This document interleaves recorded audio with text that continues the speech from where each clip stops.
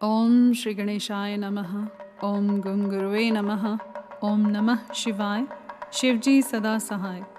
रुद्र संहिता द्वितीय खंड अध्याय 16। ब्रह्मा जी का रुद्रदेव से सती के साथ विवाह करने का अनुरोध, श्री विष्णु द्वारा अनुमोदन और श्री रुद्र की इसके लिए स्वीकृति। ब्रह्मा जी कहते हैं, श्री विष्णु आदि देवताओं द्वारा की हुई उस स्तुति को सुनकर सबकी उत्पत्ति के हेतु भूत भगवान शंकर बड़े प्रसन्न हुए और ज़ोर ज़ोर से हंसने लगे। मुझ ब्रह्मा और विष्णु को अपनी अपनी पत्नी के साथ आया हुआ देख महादेव जी ने हम लोगों से यथोचित वार्तालाप किया और हमारे आगमन का कारण पूछा। रुद्र बोले, हे हरे, हे विधे तथा हे देवताओं और महर्षियों, आज निर्भय होकर यहाँ अपने आने का ठीक ठीक कारण बताओ। तुम लोग किस लिए यहाँ आए हो और कौन सा कार्य आ पड़ा है, वह सब मैं सुनना चाहता हूँ, क्योंकि तुम्हारे द्वारा की गई स्तुति से मेरा मन बहुत प्रसन्न है।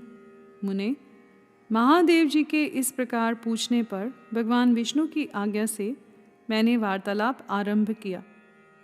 मुझ ब्रह्मा ने कहा, देव देव महादेव, करुणा सागर प्रभु, हम दोनों इन देवताओं और ऋषियों के साथ जिस उद्देश्य से यहाँ आए हैं उसे सुनिए। ऋषभध्वज, विशेषतः आपके ही लिए हमारा यहाँ आगमन हुआ है, क्योंकि हम तीनों सहार्थी हैं। सृष्टि चक्र के संचालन रूप प्रयोजन की सिद्धि के लिए एक दूसरे के सहायक हैं। सहार्थी को सदा परस्पर यथा योग्य सहयोग करना चाहिए, अन्यथा यह जगत टिक नहीं सकता। महेश्वर, कुछ ऐसे असुर उत्पन्न होंगे जो मेरे हाथ से मारे जाएंगे, कुछ भगवान विष्णु के और कुछ आपके हाथों नष्ट होंगे। महाप्रभु, कुछ असुर ऐसे होंगे जो आपके वीर्य से उत्पन्न हुए पुत्र के हाथ से ही मारे जा सकेंगे। प्रभु, कभी कोई विरले ही असुर ऐसे होंगे जो माया के हाथों द्वारा वध को प्राप्त होंगे। आप भगवान शंकर की कृपा से ही देवताओं को सदा उत्तम सुख प्राप्त होगा। घोर असुरों का विनाश करके आप जगत को सदा स्वास्थ्य एवं अभय प्रदान करेंगे, अथवा यह भी संभव है कि आपके हाथ से कोई भी असुर न मारे जाएं, क्योंकि आप सदा योग युक्त रहते हुए राग द्वेष से रहित हैं तथा एकमात्र दया करने में ही लगे रहते हैं। ईश, यदि वे असुर भी आराधित हों, आपकी दया से अनुग्रहित होते रहें, तो सृष्टि और पालन का कार्य कैसे चल सकता है। अतः ऋषभध्वज, आपको प्रतिदिन सृष्टि आदि के उपयुक्त कार्य करने के लिए उद्यत रहना चाहिए। यदि सृष्टि पालन और संहार रूप कर्म न करने हो, तब तो हमने माया से जो भिन्न भिन्न शरीर धारण किए हैं उनकी कोई उपयोगिता अथवा औचित्य ही नहीं है। वास्तव में हम तीनों एक ही हैं, कार्य के भेद से भिन्न भिन्न देह धारण करके स्थित हैं। यदि कार्य भेद न सिद्ध हो, तब तो हमारे रूप भेद का कोई प्रयोजन ही नहीं है। देव, एक ही परमात्मा महेश्वर तीन स्वरूपों में अभिव्यक्त हुए हैं। इस रूप भेद में उनकी अपनी माया ही कारण है। वास्तव में प्रभु स्वतंत्र हैं। वे लीला के उद्देश्य से ही ये सृष्टि आदि कार्य करते हैं। भगवान श्री हरि उनके बाएं अंग से प्रकट हुए हैं। मैं ब्रह्मा उनके दाएं अंग से प्रकट हुआ हूँ और आप रुद्रदेव उन सदाशिव के हृदय से आविर्भूत हुए हैं। अतः आप ही शिव के पूर्ण रूप हैं। प्रभु, इस प्रकार अभिन्न रूप होते हुए भी हम तीनों रूपों में प्रकट हैं। सनातन देव, हम तीनों उन्हीं भगवान सदाशिव और शिवा के पुत्र हैं। इस यथार्थ तत्व का आप हृदय से अनुभव कीजिए। प्रभु, मैं और श्री विष्णु आपके आदेश से प्रसन्नतापूर्वक लोक की सृष्टि और पालन के कार्य कर रहे हैं तथा कार्य कारणवश सपत्नीक भी हो गए हैं। अतः आप भी विश्व हित के लिए तथा देवताओं को सुख पहुँचाने के लिए एक परम सुंदरी रमणी को अपनी पत्नी बनाने के लिए ग्रहण करें। महेश्वर, एक बात और है, उसे सुनिए। मुझे पहले के वृतांत का स्मरण हो आया है। पूर्व काल में आपने ही शिव रूप से जो बात हमारे सामने कही थी, वही इस समय सुना रहा हूँ। आपने कहा था, ब्राह्मण, मेरा ऐसा ही उत्तम रूप तुम्हारे अंग विशेष ललाट से प्रकट होगा, जिसकी लोक में रुद्र नाम से प्रसिद्धि होगी। तुम ब्रह्मा सृष्टिकर्ता हो गए, श्री हरि जगत का पालन करने वाले हुए, और मैं सगुण रुद्र रूप होकर संहार करने वाला होऊंगा। एक स्त्री के साथ विवाह करके लोक के उत्तम कार्य की सिद्धि करूंगा। अपनी कही हुई इस बात को याद करके आप अपनी ही पूर्व प्रतिज्ञा को पूर्ण कीजिए। स्वामिन, आपका यह आदेश है कि मैं सृष्टि करूं, श्री हरि पालन करें और आप स्वयं संहार के हेतु बनकर प्रकट हों। सो आप साक्षात शिव ही संहारकर्ता के रूप में प्रकट हुए हैं।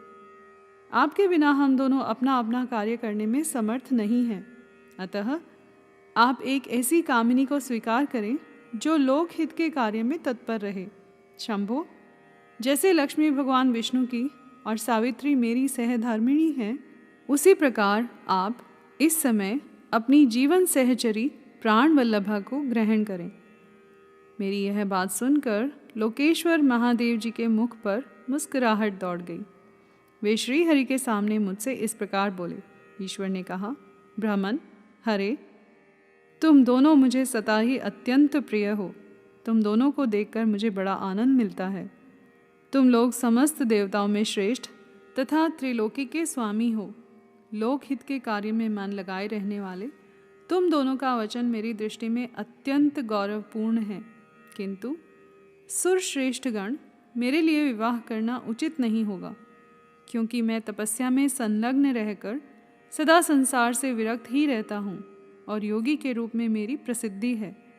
जो निवृत्ति के सुंदर मार्ग पर स्थित हैं, अपने आत्मा में ही रमण करता आनंद मानता है, निरंजन माया से निर्लिप्त है, जिसका शरीर अवधूत दिगंबर है, जो ज्ञानी, आत्मदर्शी और कामना से शून्य है, जिसके मन में कोई विकार नहीं है, जो भोगों से दूर रहता है तथा जो सदा अपवित्र और अमंगल वेशधारी है, उसी संसार में कामिनी से क्या प्रयोजन है, यह इस समय मुझे बताओ तो सही। मुझे तो सदा केवल योग में लगे रहने पर ही आनंद आता है। ज्ञानहीन पुरुष ही योग को छोड़कर भोग को अधिक महत्व देता है। संसार में विवाह करना पराये बंधन में बंधना है। इसे बहुत बड़ा बंधन समझना चाहिए। इसलिए मैं सत्य सत्य कहता हूँ, विवाह के लिए मेरे मन में थोड़ी सी भी अभिरुचि नहीं है। आत्मा ही अपना उत्तम अर्थ या स्वार्थ है। उसका भली भांति चिंतन करने के कारण मेरी लौकिक स्वार्थ में प्रवृत्ति नहीं होती। तथापि जगत के हित के लिए तुमने जो कुछ कहा है उसे करूँगा। तुम्हारे वचन को गरिष्ठ मानकर अथवा अपनी कही हुई बात को भी पूर्ण करने के लिए मैं अवश्य विवाह करूँगा, क्योंकि मैं सदा भक्तों के वश में रहता हूँ। परंतु मैं जैसी नारी को प्रिय पत्नी के रूप में ग्रहण करूँगा और जैसी शर्त के साथ करूँगा, उसे सुनो। हरे ब्राह्मण, मैं जो कुछ कहता हूँ वह सर्वथा उचित ही है। जो नारी मेरे तेज को विभाग पूर्वक ग्रहण कर सके, जो योगिनी तथा इच्छा अनुसार रूप धारण करने वाली हो, उसी को तुम पत्नी बनाने के लिए मुझे बताओ। जब मैं योग में तत्पर रहूं, तब उसे भी योगिनी बनकर रहना होगा, और जब मैं कामासक्त हूँ, तब उसे भी कामिनी के रूप में ही मेरे पास रहना होगा। वेद वेता विद्वान जिन्हें अविनाशी बतलाते हैं, उन ज्योति स्वरूप सनातन शिव का मैं सदा चिंतन करता हूँ और करता रहूँगा। ब्राह्मण, उन सदाशिव के चिंतन में जब मैं न लगा हूँ, तभी उस भामिनी के साथ में समागम कर सकता हूँ। जो मेरे शिव चिंतन में विघ्न डालने वाली होगी, वह जीवित नहीं रह सकती।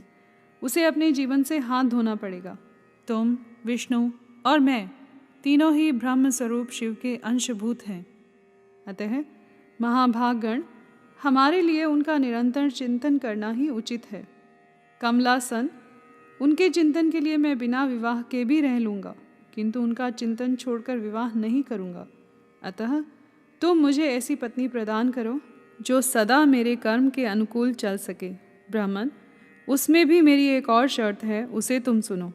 यदि उस स्त्री का मुझ पर और मेरे वचन पर अविश्वास होगा, तो मैं उसे त्याग दूंगा।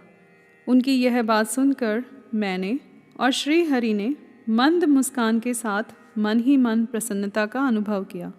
फिर मैं विनम्र होकर बोला, नाथ, महेश्वर, प्रभु, आपने जैसी नारी की खोज आरंभ की है, वैसी ही स्त्री के विषय में मैं आपको प्रसन्नतापूर्वक कह रहा हूँ।